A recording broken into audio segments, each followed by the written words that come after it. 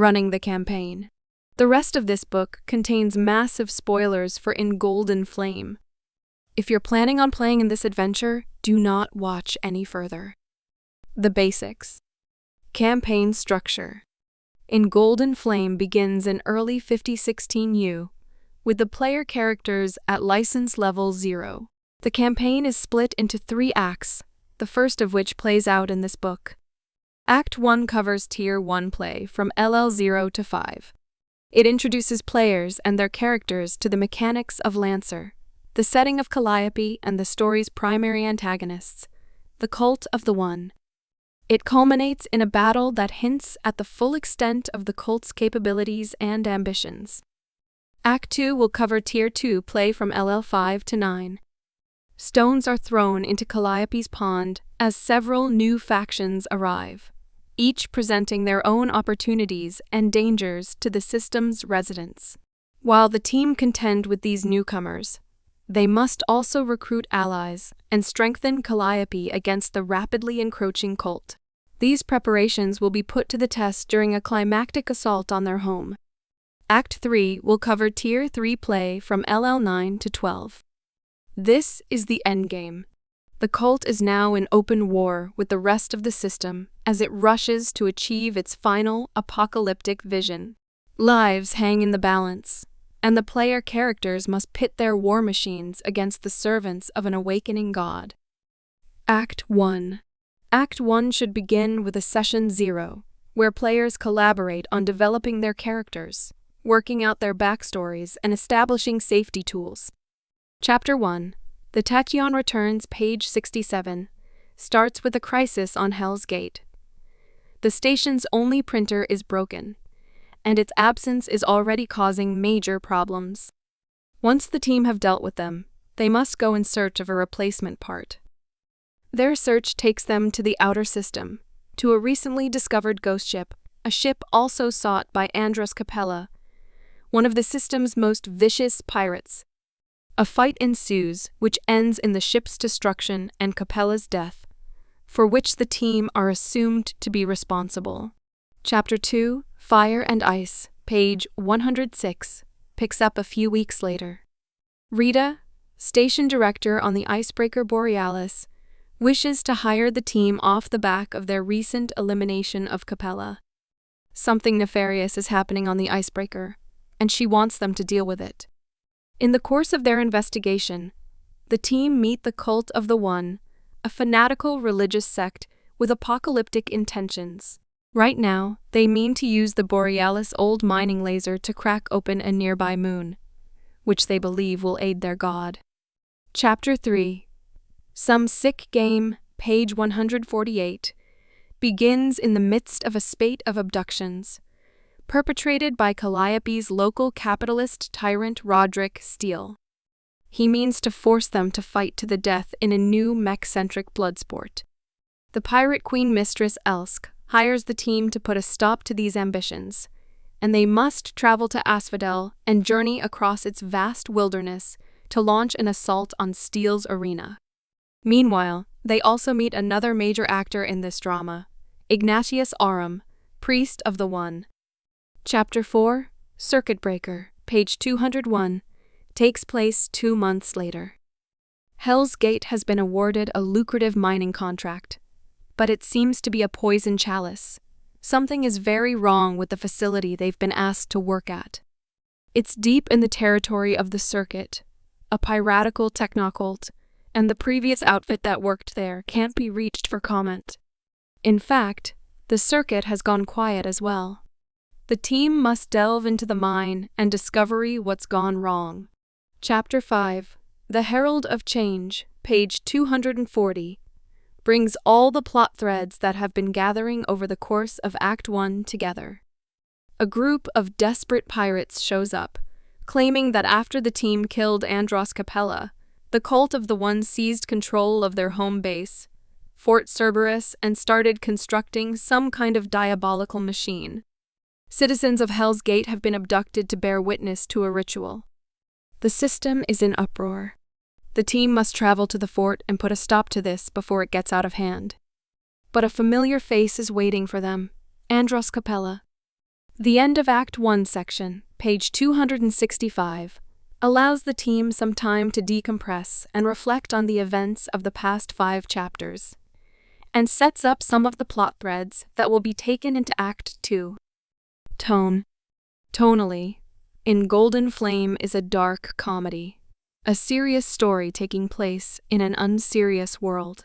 Calliope is an absurd place, a frontier system colonized by mistake and crammed full of the galaxy's eccentrics, cast-offs, oddballs, rejects, and fugitives.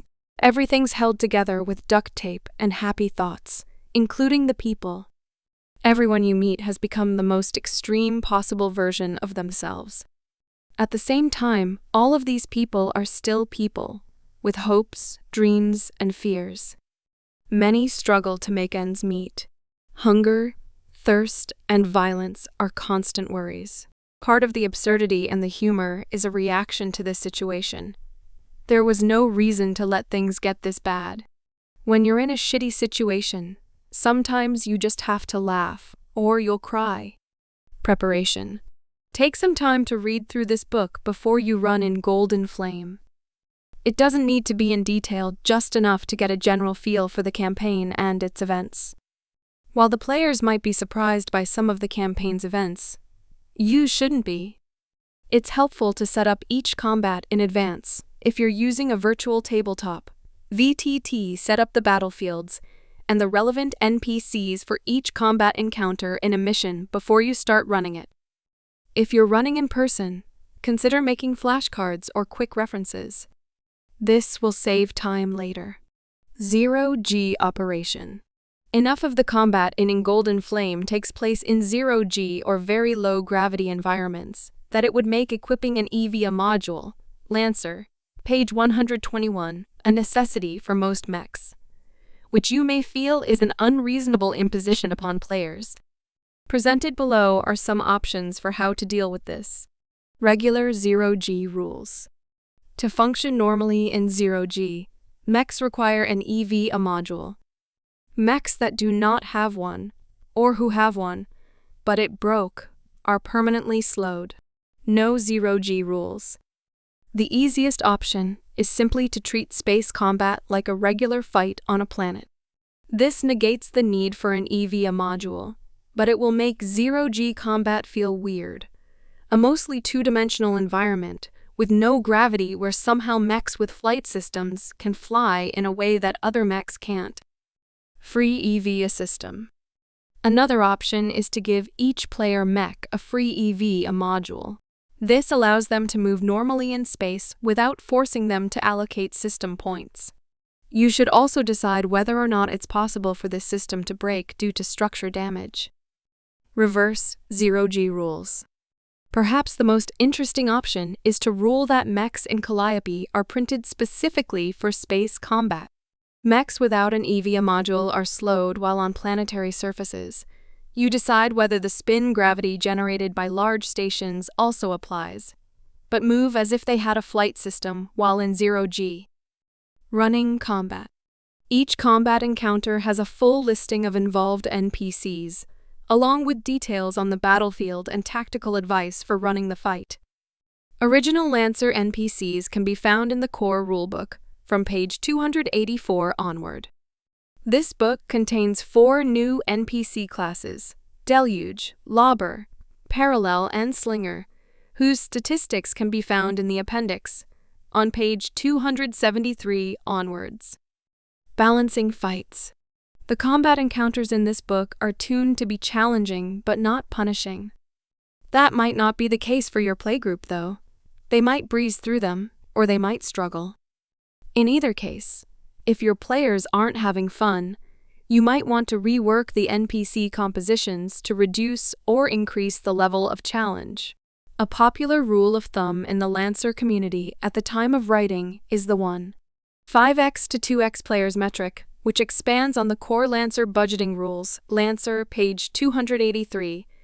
Count the total number of structure points and the total number of activations amongst your NPCs, how many turns they take per round. For a standard encounter, they should both be somewhere between 1.5 and 2 times the number of players.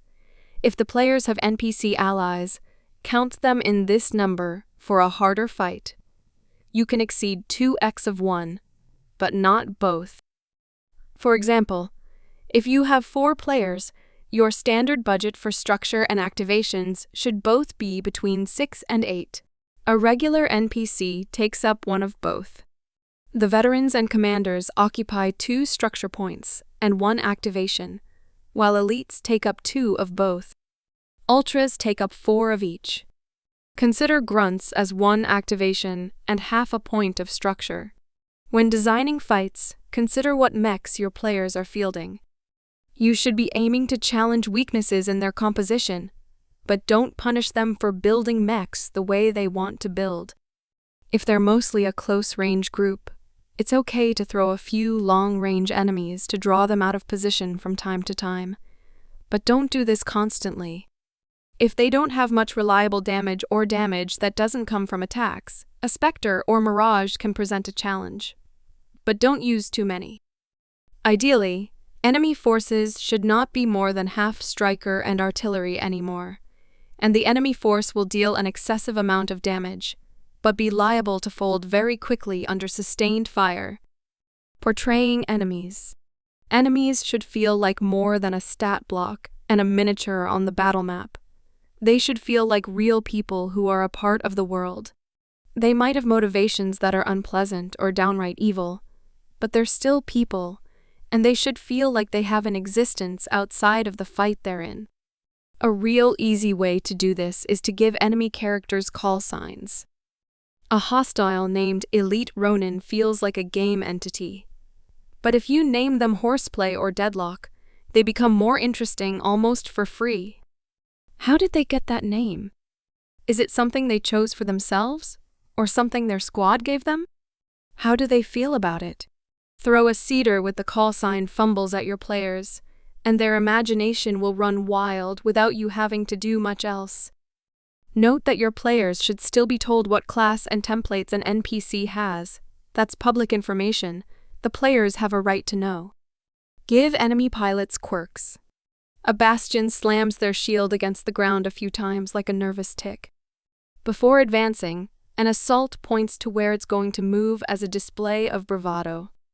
An operator has covered their mech in LEDs, constantly shifting colors as it careens across the battlefield. If you're confident with portraying multiple bit part characters, have the enemies speak to the PCs, bragging, talking smack, taunting, complimenting them on good hits, waxing lyrical about their beliefs, and so on. It's a common trope in mecha media that pilots can just call each other at any time, and enemies who are funny, cool, or intimidating are instantly memorable. Have enemies react to developing situations. Some enemies will flee if a battle goes south. Mercenaries only in it for the money will bail quickly. But zealots will fight to the bitter end. Undisciplined cannon fodder will charge straight into a fight, while elite operatives will take their time, consider their options, and watch their corners. If an enemy has a short temper, taunting by a PC might cause them to make unwise choices. The level of violence. Although the tone of In Golden Flame isn't meant to be grim or miserable, Calliope can be a dark place. People who don't deserve it suffer and die far too often. Mech fighting in particular is a deadly profession in which few grow old. Lancers contend with armor-piercing bullets, superheated plasma, steel-cutting blades, and that's just the mundane threats. There's also greywash, thermonuclear catastrophe, and horrifying paracausal weapons that defy rational description. Simply put, when mechs step on a battlefield, somebody's going to get hurt and people could die. But the story you tell doesn't have to be full of death. If you or your players aren't comfortable with a campaign with a high death toll, you don't have to run it that way. The world of Lancer has had more than 400 years to refine mechs and the systems that keep their pilots alive. Ejection systems can get a pilot to safety, and in a pinch, it's still usually safe to stay in the wreck left after a mech is destroyed. Likewise, there are stakes other than the threat of death that can motivate players' failure, capture, threats to the safety of characters they like, and so on. Still, most Lancer campaigns aren't bloodless, and it can be difficult to maintain dramatic tension if there's no threat of death or of causing death. A few deaths occur in the course of In Golden Flame that are plot relevant. Most notably, Andros Capella's death at the end of Mission 1. That's not to say you can't run the campaign differently, but it'll require modification. Rewards. Rewards in the campaign don't just take the form of license levels and reserves. There are other things that can be found in Calliope. Exotic gear. No Room for a Wallflower introduced a new tag for gear and systems, exotic gear, which In Golden Flame also uses. Certain systems with this tag are available to PCs as rewards for completing certain missions. Exotic gear is a general tag for mech systems and weapons that exist outside the traditional licensing system. All examples of exotic gear in this book are brand new weapons and systems, but you can also reward characters with existing weapons and systems they don't already have access to by applying this tag. Exotic gear, once acquired, this system becomes a permanent part of the character, but does not increase their LL or count as a license rank for the purposes of gaining core bonuses. If it is destroyed or damaged, it can be repaired or reprinted as any other gear with no penalty. Exotic gear can only be installed or removed during a full repair, like any other gear. Characters may install up to 2 pieces of gear with the exotic gear tag at a time, but can own any number of pieces with the tag. Favors and perks. Favors and perks represent a form of wealth in Calliope's complex economy, whether it's a suitcase full of cash or a promise from someone important to do something important at an opportune time. A favor is a sort of reserve that's always accessible to the entire party. Favors tend to be either limited, having a set number of uses, or have a specific one-time benefit that doesn't come up again afterwards. A perk is a permanent benefit that applies to the entire party and is passive. It can't be used up or expended, and it doesn't fade away or become unavailable, except in extraordinary circumstances. Clocks. Clocks are a narrative tracking tool introduced to Lancer in No Room for a Wallflower and Field Guide to the Carrick and Trade Baronies, which in turn borrowed them from Meg Gay and Vincent Baker's Apocalypse World and John Harper's Blades in the Dark. Clocks are usually represented by a little circle split into segments, but they could also be a tracker or a bunch of boxes that get ticked off one at a time. You don't have to create clocks for every goal. Simple or straightforward tasks that can be completed in one roll don't need a clock. Use clocks if the task is going to take more time, energy, or coordination than normal. Using clocks. Setting up a clock is easy. First, decide what the clock represents, or the consequences of filling it up. Then draw out a circle with a number of segments, usually even 4, 6, 8, 10, or 12. The more segments a clock has, the more complicated the task is, and the longer it will take. Basic clocks should have 4 or 6 segments, and a 10 or 12 segment clock, with take a long time to fill out, so only use it for the most complicated or long term of tasks or goals. Tracking tasks. You can set out clocks to track complex tasks or challenges, such as chases, battles, or the invention of a new device in a workshop page. These are called task clocks. When a character takes an action that relates to a clock, and their action is successful or effective, usually a result of 10 to 19, fill in 2 segments. If they failed or the action was ineffective, usually a result of 0 to 9, fill in either one segment or none. If the action was very effective, or the player rolled a 20+, fill in 3 segments. A good way to ensure that a situation stays dynamic is to tick one segment even on a failure, but you don't necessarily have to do so. Using clocks to represent complicated tasks ensures you're only rolling when there's persistent narrative tension, constrains the number of rolls made for any given task, and creates clear parameters for success. It allows the story to progress and means you don't have to waste time lingering on tasks that would otherwise require a lot of rolling, all of which we find extremely effective for speeding up play. Any action can contribute to the clock, but the GM gets to decide how effective actions are. For example, trying to intimidate the hard-bitten mayor of a frontier town might be ineffective. Ticking one or no segments on a success, no matter how high the player rolls. By default, actions are effective. 2 segments on a 10 to 19, ineffective 1 or 0 segments on a 0 to 9, and very effective 3 segments on a 20 plus.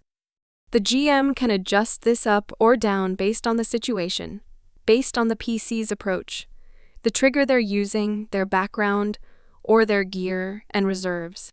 For example, the PCs are rolling to survive a grueling wilderness trek through a frozen tundra. The GM might decide their attempts to find a safe trail are more effective if one of them has survival gear, warm clothing, supplies, a map of the area, or a relevant background, e.g. they were a hunter or survivalist if an action has increased effect, usually because of an external bonus. Tick 1 more segment than usual. An action can only gain increased effect once. Similarly, if an action has less effect, tick 1 less segment than normal. The GM might rule that an action has no effect. This is usually pretty self-explanatory. For example, trying to bully a locked storage crate into opening probably won't work, no matter how intimidating your character is. That said, GMs can adjudicate this based on the tone of the campaign. Maybe the crate is very sensitive to criticism. Track progress. You can also use clocks to track the status or time pressure of a larger ongoing situation in the world, or campaign, such as a war, a faction's political influence, or an assassination plot. These progress clocks tend to move by themselves without any influence from the players. Tick segments on these clocks when the story or campaign moves forward. A good time to do this is after the players complete a period of downtime. When ticking these clocks, tick 1 segment if the situation progressed a little, 2 if it progressed as normal, and 3 if there was great progress. For example, if you have a clock tracking the progress of a war, and it's drawing to a close, you might tick 3 segments on that clock at the end of downtime. Resolving clocks. When all of a clock's segments have been filled in, the consequence or outcome that it tracks comes to pass, or the situation it represents is resolved. You can usually erase the clock, but sometimes completing one clock starts another one. You might fill out the chase clock to chase down a bounty hunter, but now you're setting out an interrogation clock to get information from them. Fail states. You can also create clocks that fill up as a result of failures, rather than successes, establishing fail states for situations. These clocks get filled in as the result of failed rolls or complications of risky rolls. For example, if a group of PCs were trying to flee from a band of mercenaries, you might set out 2 clocks, one that represents the PC's safe escape, and one that represents the mercenaries catching up to them and forcing a fight. The escape clock fills up when PCs successfully put some distance between them and their pursuers, while the capture clock fills up when they either fail those actions or have to make trade-offs. You might fill in 2 segments whenever a PC fails a roll, and fill in a single segment if they succeed on a risky roll. Unticking clocks. Filled-in clock segments can also be erased if action is taken to reverse an action or situation. In the pursuit scenario described above, for example, the PCs might try something to clear segments from the capture clock instead of filling in segments on the escape clock. This could involve putting down a false trail, blocking off a door, or splitting a page.